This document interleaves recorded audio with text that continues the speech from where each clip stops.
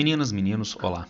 O governo já anuncia crise hídrica para ao longo agora do ano de 2021. Nós já tivemos problemas de baixa pluviosidade ao longo do ano passado, inclusive com os desdobramentos de incêndios, de queimadas na região do Pantanal Mato-Grossense. Este ano, novamente, crise hídrica, inclusive com desdobramentos potenciais na produção de energia elétrica e no abastecimento de água às populações. Já podemos antever também que problemas semelhantes aos incêndios na Amazônia, no Pantanal, nos anos retrasado e passado, podem voltar a acontecer. Como sempre, o problema que é de caráter social, que é de caráter político, é atribuído à natureza, é atribuído a forças incontroláveis à natureza. Não choveu e por isso nós estamos vivendo esse problema de água. É a narrativa do governo federal, é a narrativa reproduzida pelos meios de imprensa, mas a situação não é bem essa. Nós temos uma responsabilidade muito grande na criação destes problemas. E não apenas, nós temos uma responsabilidade também muito grande na resolução destes problemas. Então vamos debater agora a crise hídrica, só que não numa perspectiva natural. Vamos trabalhar essa crise hídrica em uma perspectiva social, a nossa responsabilidade em relação à crise hídrica. Vamos começar com aspectos locais, regionais. Eu apresento aqui para vocês o aumento da pluviosidade. Vejam, desmatamento e ciclo da água. Desmatamento em pequena escala aumenta a pluviosidade na área desmatada. E por que isto ocorre? A área desmatada recebe maior insolação superficial, aumenta a temperatura.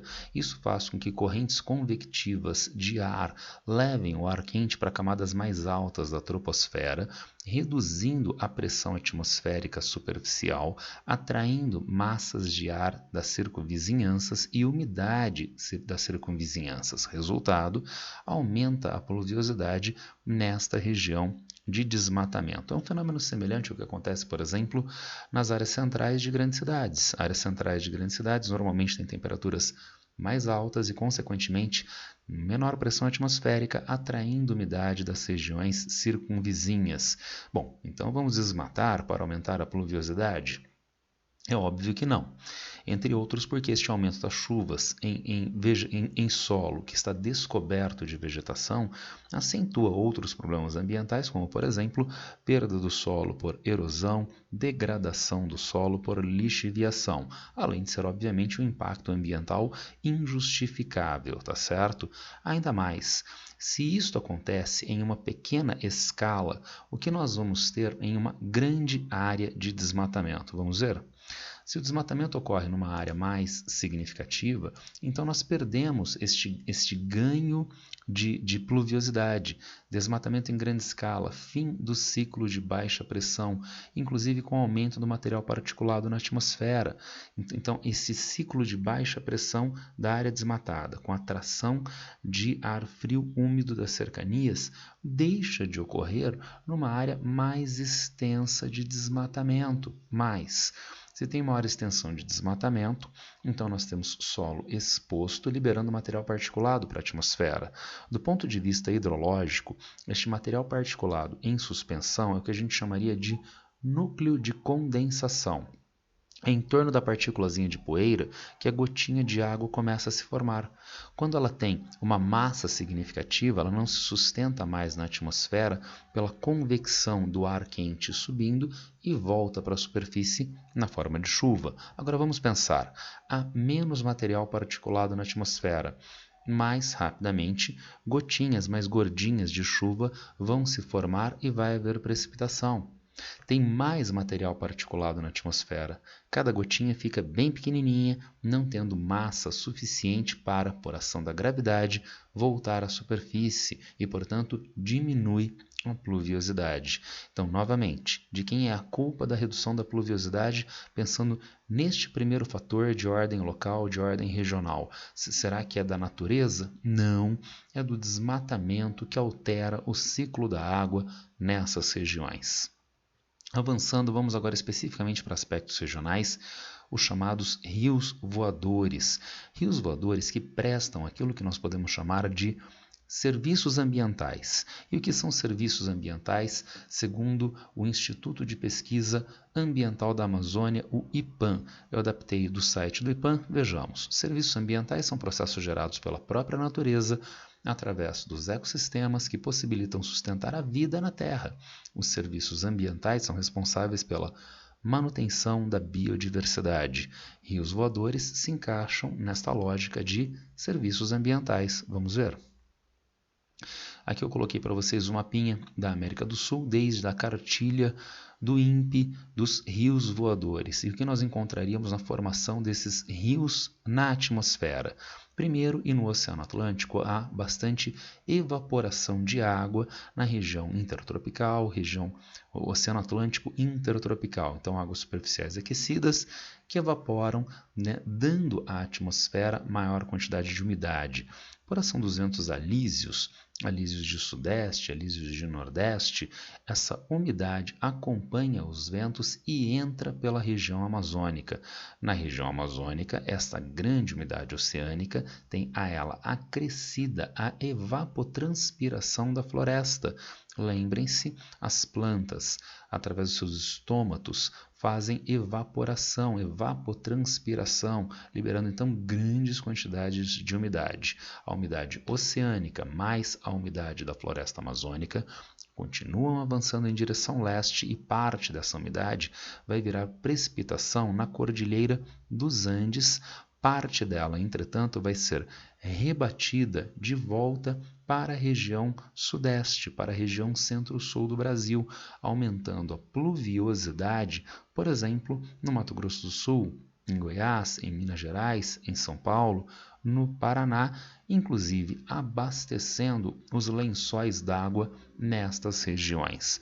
Temos, portanto, um fenômeno de pluviosidade na região centro-sul do Brasil, que é fortemente ligado à manutenção da cobertura vegetal na região amazônica, no norte da região centro-oeste, ao longo de toda a região norte, regiões que sofrem um avanço significativo do desmatamento na atualidade. Eu coloquei aqui para vocês, na mesma cartilha, nós temos, em média, a devolução de água à atmosfera de árvores de maior porte, 20 metros de altura ou mais, árvores de menor porte, 10 metros de diâmetro, das suas copas. Nós temos 300 litros de água por dia sendo devolvidas por essas árvores de médio porte, de maior porte, mais de 1.000 litros de água por dia, contribuindo, portanto, para esses chamados rios voadores muito significativamente. Uma árvore devolvendo 1.000 litros de água por dia para a atmosfera, gente. Se a gente coloca isto no total de árvores de grande porte da região amazônica, a quantidade de água devolvida para a atmosfera é muito significativa. Nós podemos, inclusive, colocar aqui em termos de estimativa. Se nós temos uma área florestada, a evapotranspiração de aproximadamente 3,6 a 4,2 milímetros por dia de água que sai da superfície e vai para a atmosfera através das plantas. Sem a cobertura vegetal e com a substituição, por exemplo, por pastagem, isso se reduz para 1 a 2 milímetros por dia. Bom, isso daqui é evapotranspiração diária. Mas a gente não está muito acostumado com essa ideia de evapotranspiração diária, então eu fiz um recurso didático aqui para a gente. E se fosse chuva? Então, se não fosse evaporação da superfície para a atmosfera, se fosse chuva, o que representaria 3,6 a 4,2 milímetros por dia? Representaria uma chuva na faixa de 1.300 a 1.500 milímetros por ano, enquanto na área de pastagem, de 365 a 730 milímetros por ano. Em que região chove entre 1.300 e 1.500 milímetros por ano? Gente, uma cidade na qual chove bastante, a cidade de São Paulo. Então a floresta devolve para a atmosfera chuvas para o alto, evapotranspiração, equivalentes à chuva da cidade de São Paulo. Se a gente tira a floresta, a gente devolve para a atmosfera chuvas do semiárido em Petrolina, 400 milímetros por ano, de modo que isto afeta significativamente a umidade atmosférica e, consequentemente, o ciclo da água nessas regiões. Vejam, aqui nós temos um mapinha que mostra a região de aproximadamente 30 graus de latitude sul na Austrália com desertos, 30 graus de latitude sul na África com desertos, inclusive o deserto de Atacama aqui na América do Sul, mas aqui na região centro-sul do Brasil, não. E por que a inibição da formação de desertos nessas áreas? Ora, como ocorre aqui na África, corrente marítima quente, corrente das agulhas e corrente brasileira, mas há mais um fenômeno que ocorre aqui na América do Sul, que são os rios voadores, trazendo então esta umidade para a região centro-sul do Brasil. Mas vejam, também a região centro-oeste, não apenas a região amazônica, a região centro-oeste também é muito importante para a manutenção do ciclo hidrológico natural e para o regime de chuvas que nós temos naturalmente. Vejam, nós temos aqui o esqueminha que mostra uma floresta ao contrário. Aqui nós temos o cerrado com plantas de árvores de médio porte, vegetação arbustiva que se mostra acima da superfície, mas há raízes muito profundas, e essas raízes cumprem duas funções no que diz respeito à água. Durante a chuva, essas raízes permitem a infiltração de água para camadas profundas do solo, abastecendo o lençol d'água subterrâneo. Durante o período seco, nestas áreas de sazonalidade pluviométrica, há então a subida da água captada pela planta e a devolução para a atmosfera através da evapotranspiração. Então vejam como o cerrado também é muito importante na manutenção do ciclo da água, agora na região, por exemplo, centro-oeste. A substituição da vegetação de cerrado, de raízes profundas, por uma vegetação de plantas comerciais, como o caso do milho, como o caso da soja no centro-oeste, diminui então a infiltração de água, diminuindo o abastecimento de água do lençol d'água subterrâneo, por exemplo, o aquífero Guarani. Eu coloquei neste mapinha para vocês, ampliando aqui o nosso mapinha anterior, a rede hidrográfica. Há muitas nascentes de rios da bacia amazônica do Tocantins, da bacia do Prata, que tem nascentes então nestas águas subterrâneas da região centro-oeste do Cerrado Brasileiro, caixa d'água do Brasil, eliminando então a floresta amazônica. Desmatamento na floresta amazônica é redução dos chamados rios voadores, e também a eliminação da vegetação de cerrado inibe o abastecimento das águas subterrâneas e as nascentes dos rios nessas regiões. Há outros serviços florestais que a floresta presta, não apenas hidrológico, floresta e serviços ambientais não hídricos, sequestro de carbono. Coloquei aqui para vocês um esqueminha também da cartilha dos rios voadores. A floresta nativa tem maior capacidade de captação do que de emissão de gás carbônico, então tem que tomar cuidado. Aquela ideia de que não, a floresta consome todo o oxigênio que ela produz. Não! Há um ganho de entrada de gás carbônico em áreas de florestas equatoriais, florestas tropicais densas, assim como há um ganho de entrada de gás carbônico em áreas oceânicas. Só que quando o oceano está frio, então ele tem um ganho maior.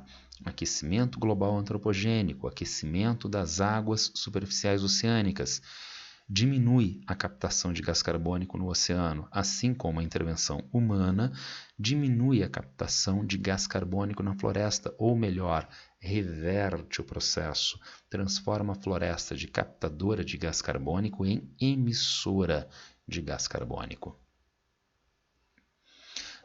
Voltando à questão hídrica, se nós temos a floresta, muito importante para a manutenção dos rios voadores, se nós temos a vegetação de cerrado, muito importante para a manutenção da umidade relativa do ar na região centro-oeste, para a manutenção do nível de água dos aquíferos, das águas subterrâneas. Então, nós temos uma oferta significativa de água desde a atmosfera, precipitação bastante significativa no território brasileiro. Nós temos aqui o nosso esqueminha de países que têm maior pluviosidade no mundo. Agora vejam o Brasil mais do que liderando estes países em pluviosidade. Nós temos uma grande extensão territorial na zona intertropical e veja, diferentemente de outros continentes aqui na América do Sul, nesta região, o fenômeno dos rios voadores que aumenta a precipitação no território nacional, na região centro-sul do Brasil. Isso dispensa, por exemplo, a necessidade de maiores investimentos em irrigação. Vejam que a Índia precisa investir muito significativamente em irrigação das suas culturas comerciais, da sua agropecuária. A China, os Estados Unidos também.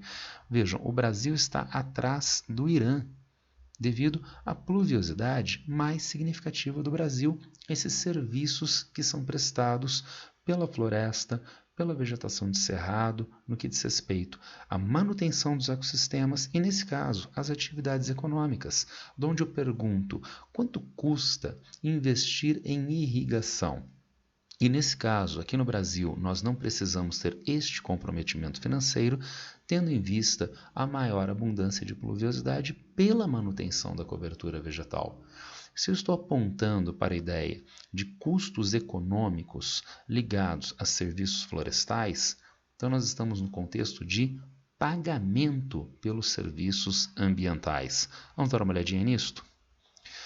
Do mesmo site do IPAM, vejam, eu tirei pagamento de serviços ambientais PSA. Em função do aprofundamento dessas questões, surgiu o conceito de pagamento por serviços ambientais PSA, que pode ser definido como uma transação voluntária na qual um serviço ambiental bem definido ou em uso da terra que possa assegurar esse serviço é comprado por pelo menos um comprador de pelo menos um provedor, sob a condição de que o provedor garanta a provisão deste serviço. Quase todos os PSA existentes compreendem serviços ambientais associados a uma das 4 categorias descritas abaixo. Nós temos retenção ou captação de carbono, conservação de biodiversidade, conservação de beleza cênica ou serviços hídricos. Há anos já acontece nos Estados Unidos, em Nova York, a Prefeitura de Nova York e os pequenos produtores rurais de Catskill, área montanhosa às cercanias de Nova York, onde nós temos nascentes, nós temos olhos d'água que abastecem em água a região metropolitana de Nova York. Se esses agricultores tiverem uma relação predatória com o meio à sua volta, vai esgotar esta oferta de recursos hídricos para a cidade. Então, a Prefeitura de Nova York faz contratos, fazendo com que, com este contrato, o agricultor que adere espontaneamente recebe recursos financeiros da Prefeitura de Nova York com vistas a que ele proteja determinadas áreas, como, por exemplo, não faça pecuária em área de nascentes, em área de olhos d'água dentro da sua propriedade. Não desmate essas regiões para que possa haver a manutenção dos recursos hídricos nas áreas de nascentes para que a população de Nova York possa ser abastecida em água. Então, é o pagamento por serviços ambientais, tudo bem? Isto acontece internacionalmente, através do REDD. E o que é o REDD? Redução das emissões provenientes de desmatamento e degradação da floresta. Isso é muito importante, porque é uma fonte muito importante de emissão de gases de efeito estufa. Um dos típicos recursos de pagamento de serviços ambientais. Em escala mundial, 23% das emissões de gases de efeito estufa estão ligadas a desmatamento, a degradação de áreas florestais. Isso em escala mundial. No Brasil, que é um dos maiores emissores mundiais de gases de efeito estufa, nós temos 69% das nossas emissões oriundas de desmatamento e degradação florestal. Para evitar isto, então, entidades internacionais financiam em pagamento de serviços ambientais produtores, áreas de conservação e assim sucessivamente, que mostram os resultados para a manutenção do pagamento dos serviços ambientais. Dessa forma, nós temos, então, a sustentação econômica, financeira da conservação ambiental, inclusive em escala internacional mundial. Mas o Brasil, nos últimos 2 anos, na contramão deste processo, ao invés de utilizar esses recursos para manter a floresta em pé, utilizar esses recursos para manter a vegetação de cerrado, não, avançou significativamente em 2019, mais em 2020 do que em 2019 e este ano novamente batendo recordes com desmatamento na região amazônica e, portanto, sem se beneficiar desse pagamento por serviços ambientais e gerando graves desequilíbrios socioambientais, inclusive com vistas a problemas a nossa própria atividade econômica, inclusive com problemas de abastecimento de recursos hídricos para a produção de energia elétrica, para abastecimento das populações. As alterações climáticas mundiais também contribuem para isto. Então nós vimos aspectos locais, o desmatamento em menor e maior escala, aspectos regionais, os rios voadores, a importância da vegetação da floresta amazônica, a importância da vegetação de cerrado, mas também há problemas de alterações climáticas globais e por isso, de novo, o REDD. De novo, a ideia de redução das emissões de gases de efeito estufa para minimizar essas alterações climáticas mundiais. Vejam, modelos matemáticos já apontavam, desde o início do século XX, alterações de temperatura e pluviosidade para, por exemplo, a bacia do Alto Paraguai, que estaria no nosso mapa mais ou menos nesta região, inclusive em área do aquífero Guarani, maiores temperaturas.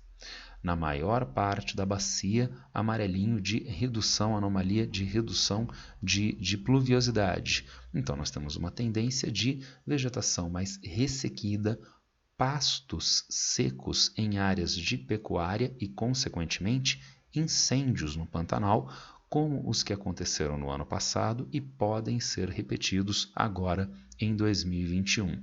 Reforçando isto, vejam a tendência de redução da precipitação e do nível dos rios, nesse caso na Bacia do Paraguai, em Cáceres, desde o final do século XX e avançando nas projeções agora para 2020, 2030. E vejam que essas projeções do início do século XX já se comprovaram até a atualidade e, portanto, nós devemos continuar tendo uma redução do nível destes rios nos próximos anos, acentuando os desequilíbrios nessas regiões. Aqui nós encontramos mapas do INPE que trazem a precipitação efetiva para agosto de 2020, no ano passado, e aí sim a anomalia de precipitação. Então, se está verdinho, choveu mais significativamente. Né? Nessas cores mais amarelinhas, marronzinhas, choveu menos, ou branco não choveu, não teve precipitação registrada, tá certo? Então, vejam, em agosto de 2020, às vésperas, já iniciando os incêndios lá no Pantanal, como a precipitação estava muito reduzida, ausente na região centro-oeste. Ora, mas é meio do ano, não chove mesmo nesta época. Não. Anomalia. Nestas regiões, inclusive pegando um pedaço do Pantanal, nós temos uma anomalia de maior precipitação do que acontece normalmente. Mas vejam quanto é esta maior precipitação. Quase nada de chuva. Enquanto na maior parte da região centro-oeste, área devastada na sua vegetação de cerrado, para pastagem, para algodão, para soja, vejam anomalia de redução de pluviosidade, traduzível na prática em zero de precipitação no mês de agosto. E agora para este ano, abril de 2021, anomalia de precipitação. Então está mais azulzinho, choveu mais do que o normal. Como, por exemplo, nesta regiãozinha do centro-oeste, olha só, nestas áreas do centro-oeste, na região noroeste da Amazônia, tá legal? Mas a imensa maioria do território brasileiro com redução de pluviosidade. Vejam, anomalia de precipitação anomalia de precipitação para abril de 2021. Então, novamente, vejam, né, redução,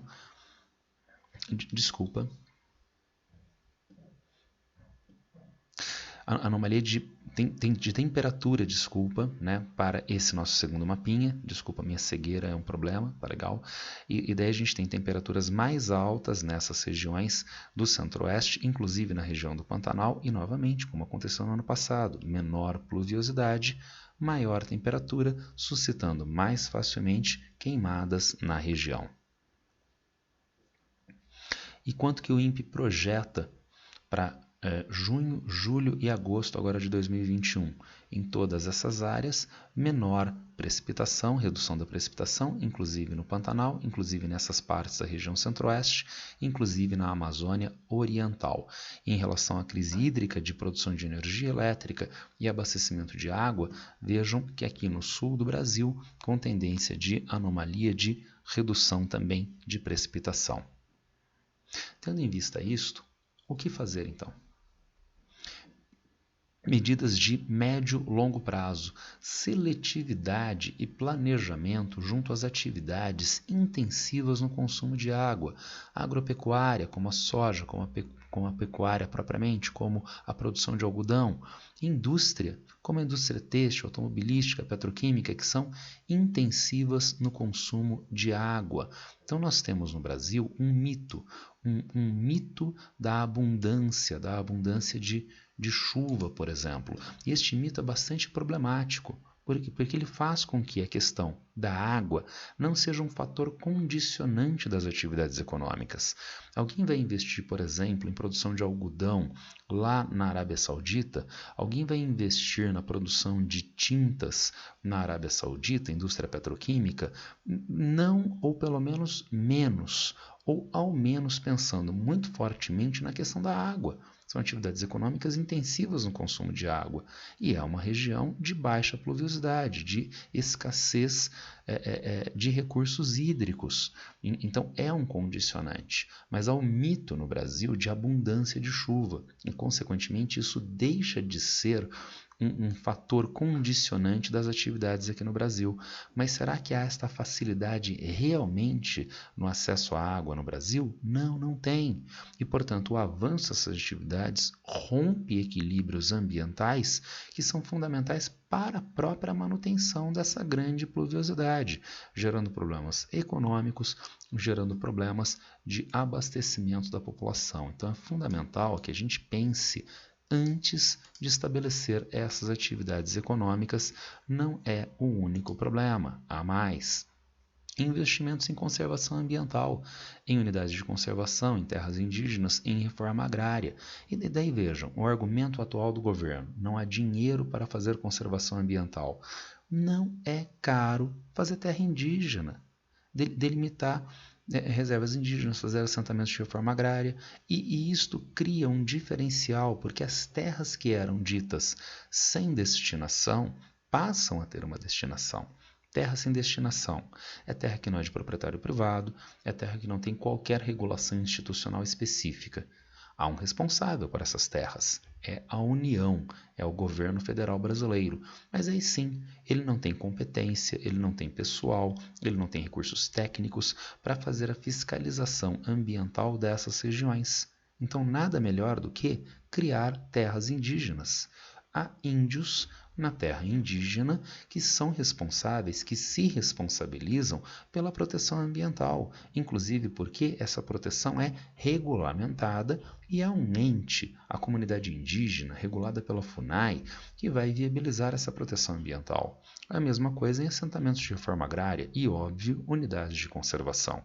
Além disto, há necessidade de reforço do IBAMA, do ICMBio, Instituto Chico Mendes da Biodiversidade, e investimentos em práticas econômicas sustentáveis com vistas a que a gente reduza, entre outros, esse uso predatório de recursos hídricos que acaba se desdobrando agora em crise hídrica aqui no Brasil, tudo bem? Portanto, com esta aula, com essa apresentação, espero que tenha ficado mais ou menos clara a ideia de que a crise hídrica no Brasil não é resultado só de fenômeno El Niño, fenômeno Laninha, não é resultado só de uma inesperada condição climática. Não, isto foi criado ao longo do tempo, intensificado nos últimos 2 anos, a partir de uma agressividade muito maior da sociedade junto ao meio ambiente, com desdobramentos ruins para a sociedade, para a atividade econômica, em agora crise hídrica, potencial crise energética, potencial crise de abastecimento. Tudo bem? Era isso que eu queria passar para vocês hoje. Se alguém tiver alguma dúvida, alguma pergunta, quiser fazer alguma colocação, já sabe, é só me encontrar a qualquer tempo nas redes sociais. Abraço para todo mundo e boa sorte.